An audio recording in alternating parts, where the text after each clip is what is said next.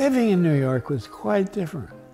The first rent I ever paid was a loft that I sublet from John Heliker. It was the top floor, and it was a cold water flat. I paid $15 a month. Do you ever know about the gas meter trick? Yeah. Yeah, with the gas meter. You Yeah. take the gas meter. That's right. You take it off, and you put a jumper on, you know, so the gas goes through. And then you take a vacuum cleaner and you run it backwards, and the little numbers go. Word had gotten out that there was something important happening down there. Yeah, right. And among the maybe 50 or 60 people involved with the abstract expressionist movement, debates happened, you know, and sometimes quite furious. Exactly. I got scars to prove it. You know? One of the first shows in the Tanager was a group show, and it had a beautiful climb on the back wall. Hoffman, everybody, you know, and Leo Castelli came over to help us hang it, and we listened to him and said, "Oh yes, yes, yes," and he left. And then we went ahead doing what we were. Yeah. I was at the 5-spot, and Billie Holiday came in. Yeah. And so everyone says, "Go up and sing," and she didn't have a card. And so we said, "Look, if a cop comes in, we'll kill him." so she sang. Yes. Yeah. One day I found myself talking to a group of people, 2 or 3, and a bum came up, and he held his hand out, you know, to us, and none of us had any money, except Kooning had enough to do a typical thing for him to do. He's a very generous man. He reached in his pocket and had some coins and put them in the bum's hand. You know, he didn't say thank you or anything, he just looked at them and started out across Third Avenue. And we were watching, and these cars are coming and, you know, almost hitting him, and we're watching with horror. And he gets to the center, and he hasn't paid any, all he's doing is, look, it's it. And he wobbles around a little bit and then starts across the rest of it. And cars are going this way and so on. And he disappears around the corner, right? And we're silent. I mean, we were just really overcome with, glad, but, you know, terrified. And de Kooning said,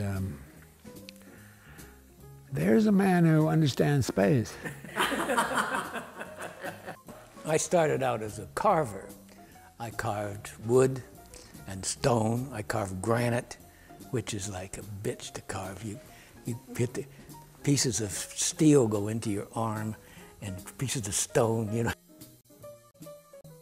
When I came to New York, you know, there was always some lumber on the streets and stuff, you know. And so I started building out. I mean, I was expanding out into space. Felt like aware of like the three-dimensionality of the thing.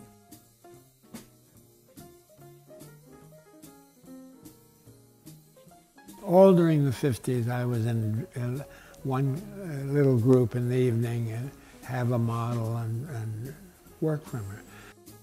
It's always been something that I drew. I mean, if you're using figures to try to have them enter, as you work, the figures change, radically so.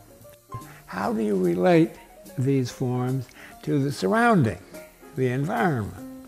And that was a big problem. I make some little drawings, and I think I'll use one. So I mix some paint and I put it on with this idea that the drawing had. About 10 minutes later, this is obsolete. You know? Oh, yeah. I don't do anything, this is going to be this or this is going to be that.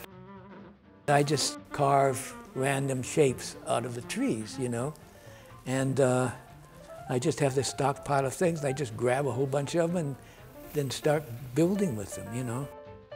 Everything stands on 3 legs. It's because 3 is the magic number, and it's also, you know, it'll stand anywhere. I hate symmetry. You know, symmetry is like boom, boom, boom, boom. With your paintings, you have different kinds of That's right. That's why I said the flat plane. Yeah, right. Yeah. Since I'm interested in figuration, it means that there be a transformation in the figure. They're in a constant shift. You think this relationship is one, but then you get over here and you relate that to here, and this has to change. I think we share this interest in, so that if you look at one of his sculptures, a big beam comes up this way, and then there's something here, and this way, and there's a shape of space. And as you move around it, it compels you to participate in that transformation. It may not be true, but... That's very true, it's very true, yeah. You have to walk around it to know it, you know? You know? I just finished a piece. I didn't finish it. And this damn thing, I hated it. I just kept adding to it, adding to it, adding to it. I mean, I keep counterbalancing it. And I just finally tore the whole damn thing down. It's the first time I've ever done something I really couldn't stand, you know. And I immediately started another piece, and it's just like sailing right along. I've spent my life tearing things apart, and an immense number of canvases that I ruined by overthinking and overdoing and adjusting and all that stuff. Decision-making in painting or in sculpture doesn't come from the rational.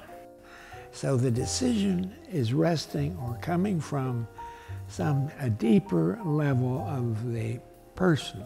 To get to that place when you're working is the best thing to have in the studio.